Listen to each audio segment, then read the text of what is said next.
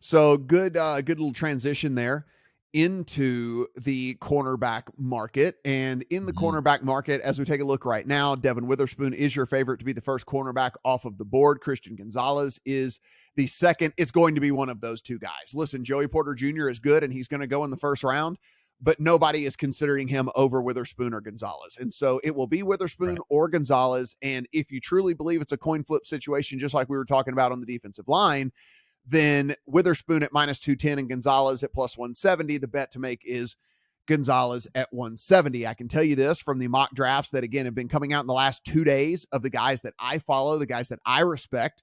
What we do have is a pretty decent little split of Witherspoon and Gonzalez. Now, it does lean Witherspoon pretty heavily as far as guys thinking Witherspoon goes at 6 or 7.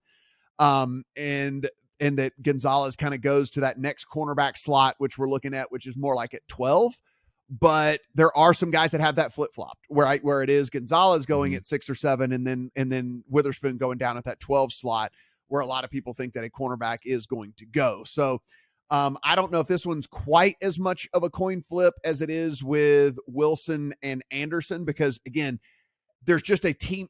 There's so much of a preference when it comes to just what type of player you're looking for with Wilson and Anderson. I think the general consensus here, Stephen, Witherspoon and Gonzalez are both going to be studs. They're fairly similar from a player profile standpoint and all of that. And so I don't know if this is as big of a coin flip really when it comes down to it. I think there's just going to be Team X has always just liked Witherspoon a little bit better. And so that's just all it's going to be. Team Y has just always liked Gonzalez a little bit better. And no matter what tape they watch they're just not going to change their opinion. It's not like we want the 6'7" dude over the 6'3" guy, or we want the 277-pound guy over the 253-pound guy. I think it's just kind of like, we watch the Witherspoon the most. We like him. We watch Gonzalez the most. We like him. The only kind of connection of some smoke here that I've seen is that the Colts may like Christian Gonzalez more than Devin Witherspoon, but that doesn't matter if, in my opinion, CJ Stroud or Will Levis is available to them at number 4. The only way I think the Colts consider a corner here, because they did lose Stephon Gilmore and it is a need, and they are pretty solid in the front 7. They need to have both of their 2 quarterbacks off the board for them to consider this and then figure out a plan B at quarterback. So it's an outlier situation. We don't know what the other teams think. I can tell you that, the grading systems are split on this as well. Lance Zierlein has Gonzalez graded higher than Witherspoon. Daniel Jeremiah has Witherspoon graded higher than Gonzalez. So outside even the mock drafts, Matt, the player graders that are out there are also split on these 2 guys. And it's just, a matter of preference on what type of cornerback you want. Christian Gonzalez is 6'1", 197. He's bigger. He's physical, better for press coverage. Devin Witherspoon is 5'11 and a half, 181. A little more speedy, a little more rangy, can, make up some ground if he gets behind a receiver. So it's tough to say, but yeah, I wouldn't be mad at anybody for taking the better odds here, considering the unknown that we have. Yeah. And I think you can make a correlated play here, and it's almost like a parlay. Like if you're dead set that Witherspoon's going to go first, then you can bet Gonzalez to go second. Or if you're dead set that Gonzalez is going to go first, then you can bet Witherspoon to go second. Again, there is not a single mock draft out there, Stephen, that I respect that does not have those guys as the first 2 corners off the board. Like there's not a single one out there of guys that I respect that doesn't go in that order. And so with that, I think you can kind of make a correlated bet, if you will, as to how this is going to all play out. And if you're right, then you're making some Do you think either of them have a chance to be a top 5 pick? I don't think it's out of the realm of possibility, but I keep going back to what we were just talking about a second ago. Like I'm still of the mindset 20-1 that we're going to get.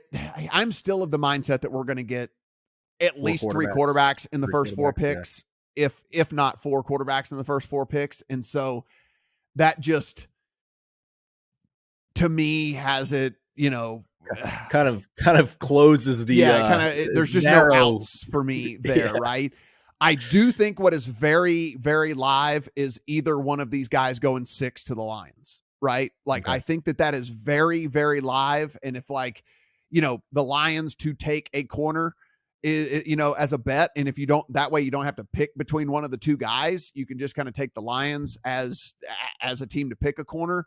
Because if you look at the Lions and, notwithstanding the information that we got this morning about them being without one of their star players for the first 6 games of the year, as we mentioned, on the offensive side of the ball, the Lions are pretty stacked, right? I mean, they're pretty good when it comes to the offensive side of things. And if they're going to add in this draft early on, it's going to be an impact defensive player. And I think with today's modern NFL, right, you already went and got Aiden Hutchinson last year. So pass rusher taken care of. The next logical thing, right, is pass defender. And so I think a corner at 6 for this Lions team is very, very likely. And you could just kind of bet that as opposed to betting either, Witherspoon, either Witherspoon or Gonzalez here.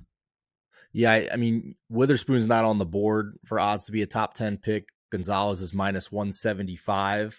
I think it's probably a fair price. And even the odds, if you wanted to take a shot on either of them to be a top 5 pick, have shortened considerably in recent weeks. I actually took a little bit of a shot on Gonzalez with that Colts connection and the type of corner that they like a couple of weeks ago, and it was 30-1, and now you're only getting 10-1 for Gonzalez to be a top 5 pick. That's not worth it to me. So I think that ship has sailed. And I guess in summary, the only thing I'd be willing to bet at this point is Gonzalez minus 175 to be a top 10 pick, or the plus money to be picked ahead of Witherspoon. Right. It's an interesting market for sure. And certainly with, kind of the million different ways to bet all of this. Like we said, we've already run through 4 different ways that you can kind of bet things if you don't want to, find yourself in a position where you have to bet like a specific thing. You can also bet just kind of a broader bet. So there's a lot of those things.